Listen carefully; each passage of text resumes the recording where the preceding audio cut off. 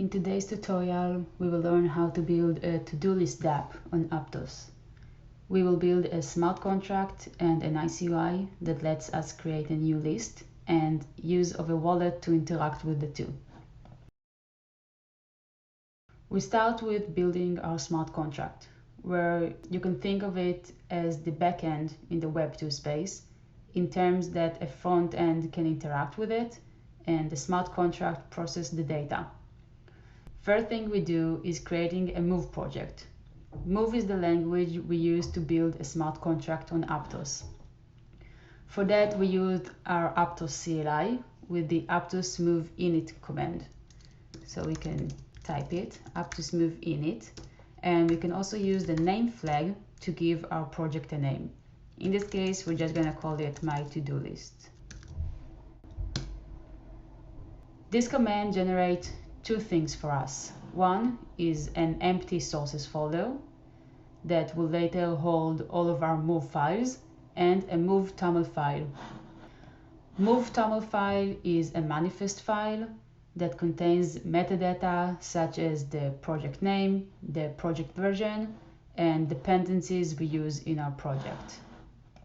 Next, we create a new account that we can later use to publish the smart contract with.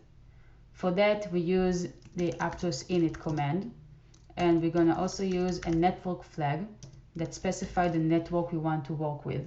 In this case, we're going to work with the DevNet network.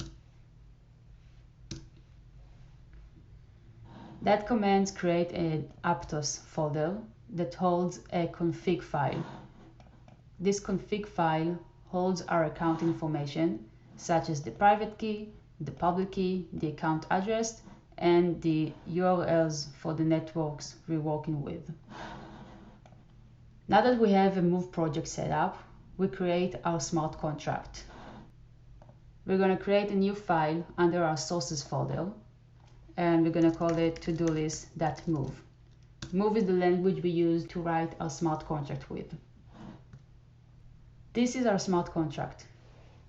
We generated account address, the same one from our config file, and called it to-do list, which is the name we chose for this module. In the smart contract, we define a to-do list struct that holds the list data, such as the tasks in our list, and a task counter that would keep track of how many tasks we have been created in this list. We also define a create list function, as we want to give our users the option to create a new to-do list in our app. And since creating a list is submitting transaction to chain, we define that function as an entry function. This is because whenever we want to submit transaction to chain using a smart contract, we need to call an entry function. Also, we need to know the signer who signed and submitted the transaction.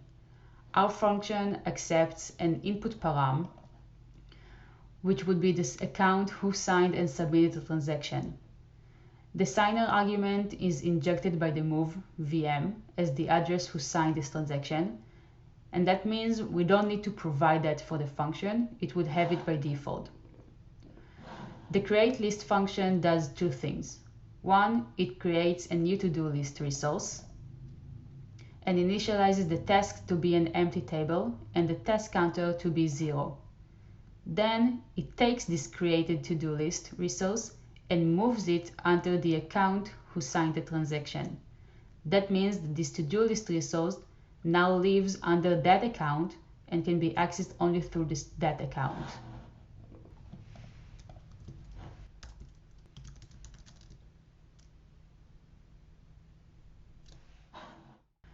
We just created a smart contract. And now we want to publish that contract to chain so anyone will be able to interact with it and create a new to-do list. To publish a smart contract to chain, we use the CLI with the command aptos move publish. That will compile, simulate, and finally publish our module into the Aptos network.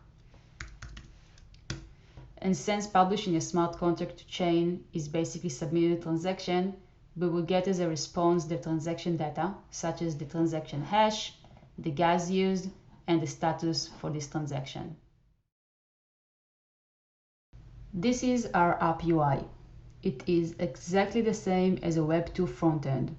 We build a UI however we want, using a framework or library like React, Vue, or Angular, or using a pure HTML, CSS, JavaScript files.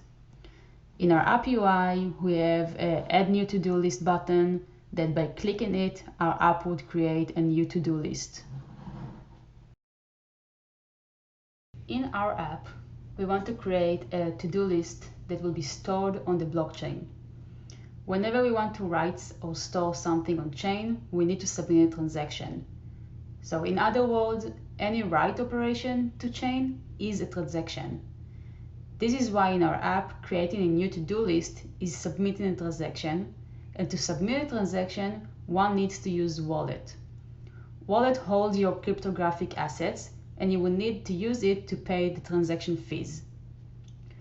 With that in mind, it means that we need to support Wallet in our app, so anyone who wants to create a to-do list can simply do it by using the wallet.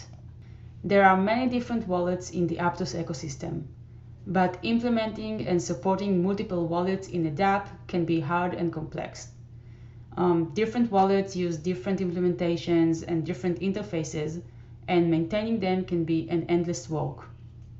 This is why we at Aptos developed a wallet adapter tool that provides us with two packages. First, a provider that saves us time and work in implementing wallet's logic and handle the wallet state for us, and the UI package that adds a wallet connect button and the wallet selector modal for the users to choose the wallet they want to connect with. There is a full list of the wallet that the adapter supports, but to keep this tutorial simple, we will use only one wallet, which is the Petra wallet. So how do we implement the wallet adapter tool? We can go to this section for Aptos Dapps, and here we can see instructions on how we can install it and use it. So first thing we want to do is to install the package. We can go back to our app and run this command. Now that we have this package, we want to import the Aptos wallet from the Aptos plugin. If we go back to the list that wallet adapter supports, we can choose the wallet we want to work with. In this case is the Petra wallet, and simply install the plugin in our app.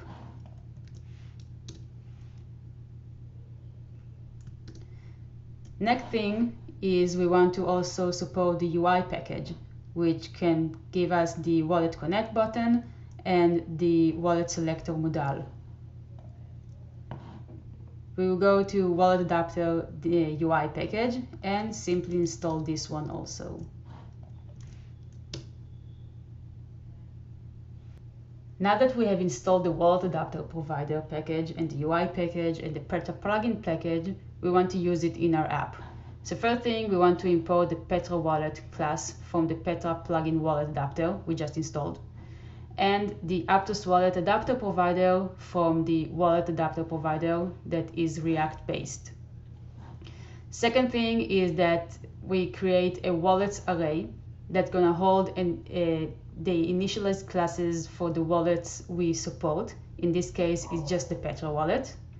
And then we're going to take this array and pass it into the provider as the plugin's props. Now a provider can handle the wallet states and the wallet logic for us. Next step is to support the UI package. We import the wallet selector component from the wallet adapter UI package and also the CSS files so we can have a nice design. And next thing is just we're going to use it in our code wherever we want to use it. And now we have a nice connect wallet button that by clicking it, we're going to have the select wallet modal that we can connect with a wallet we decide on. So we have a wallet support in our Dapp, and now our users can submit transactions. But before letting users the option to create a new to-do list, we want to know whether the connected account has already created a to-do list resource before. If they haven't, we want to give them the option to create a new to-do list. To fetch data from chain, we use the Aptos SDK. The SDK provides classes and functions for us to easily interact and query the Aptos chain, and it serves as a service to talk with the Aptos blockchain. We simply install the SDK using an npm with npm install Aptos. And now that we have our SDK installed, we can query the Aptos network and check whether the current connected account has a to-do list resource. So let's take a look at this function, the fetch list. First thing we do is we make sure we have a connected account. If we don't have an account, we have nothing to check for, and therefore we just simply return an empty array. The account is available for us through the wallet adapter we just installed. So the account is going to hold the account address and the account information, different information. Assuming we have a connected account, we use the function that provided us with the SDK and is the get account resource. The SDK provides us with a get account resource function that checks if a given account has a given resource. The function expects two arguments. First one is the account we want to search for, and we know the account using the wallet adapter, and the resource we are looking for. The resource format is a string representation of a move struct, and the syntax is the module address, the module name, and the struct name. In our case, the module address is the address we used to publish the smart contract with. As a reminder, this is the address we used. The module name is to-do list, which is the name we gave to our smart contract, to-do list. And the struct name is to-do list, as we have a to-do list struct in our smart contract. This query will try and fetch the to-do list resource for the given account address. If it finds one, it would simply return the resource data. If not, it will return a 404 error, which means resource not found. And we set the internal state accordingly. So let's see it in action. So we have our UI, and when refreshing the page, we see we didn't do any query, and this is because we don't have a connected account. So let's connect an account. I'm gonna approve it. And now we see we have a query. We requested the URL for our DevNet network, which is what we're working with, and we asked for a resource, the to-do list resource. And we see we're getting a 404 error, which means resource not found by the address. Now that we know the account doesn't have a to-do list, we want to give them the option to create one. So let's get back to our code and look at this function, add new list. Same as before, we want to make sure we have a connected account, because if there is no connected account, we have no one to add a list for. Next, we build a payload object that is the transaction information we want to submit to chain. The transaction payload has 4 properties. First one is the type, and this is the type of transaction we want to submit to chain. And since our createList function is an entry function type, in this case we're going to use an entry function payload. Second property is the function, and that means what function we want to hit when we submit a transaction. The format is the same as before, which is the module address, the module name, and now we use the function name. So the module address, module name, and the function name createList.